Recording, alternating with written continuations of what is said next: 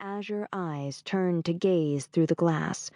Several of the men stepped forward as if involuntarily, and others visibly braced themselves. She shook herself, and her inhuman beauty came at them like a living wave. Morland's smirk tightened, and his upper lip jerked sharply higher to expose his perfect teeth. "Hello there." "Hi."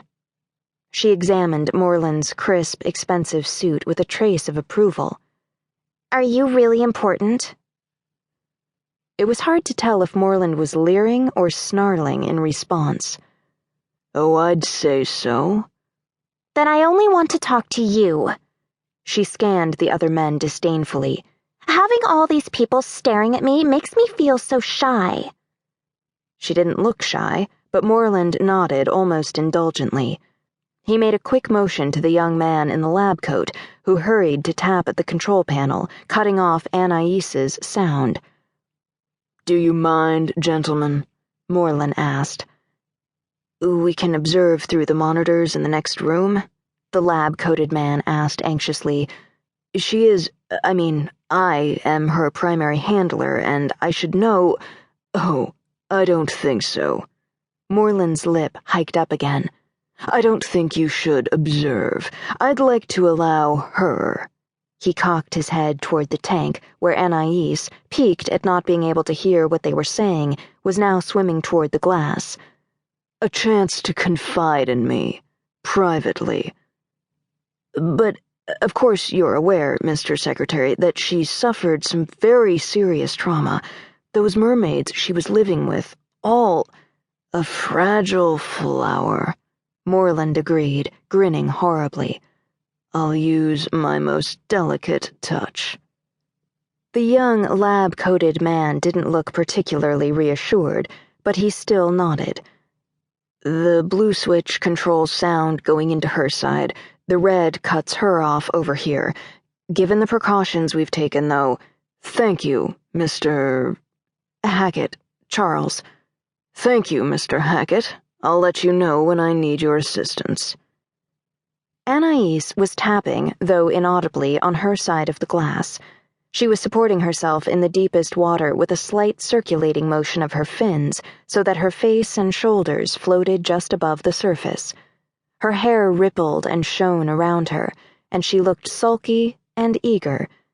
Hackett gave her a coy little smile and a wave as he turned to leave.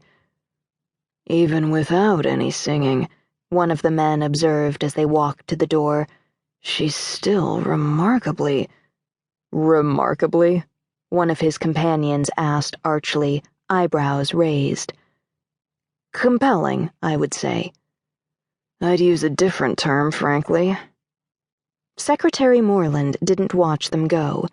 Instead, he was staring fixedly into Anaïs's blue eyes, though the look on his face didn't exactly suggest attraction. It was somewhere between caressing and murderous, and a smirk kept tweaking his lips. Once everyone was gone, he reached to flip the sound back on, still keeping his gaze locked on Anaïs's face. Better now, tadpole. Anaïs pouted. Her lips were slick with strawberry pink gloss. You have a problem. I'd say there are some other— you really can't call them people— some other nasty animals who have much bigger problems these days.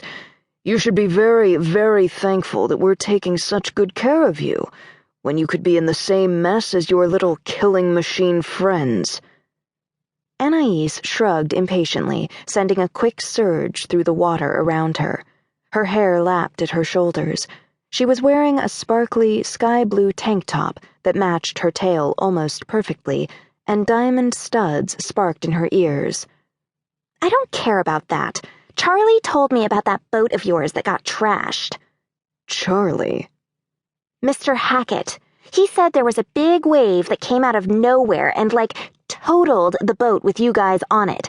After— Anaïs suddenly seemed a bit uncomfortable. After I surrendered.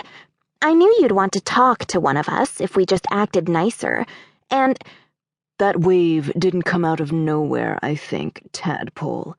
You shouldn't assume that Mr. Hackett's information is entirely—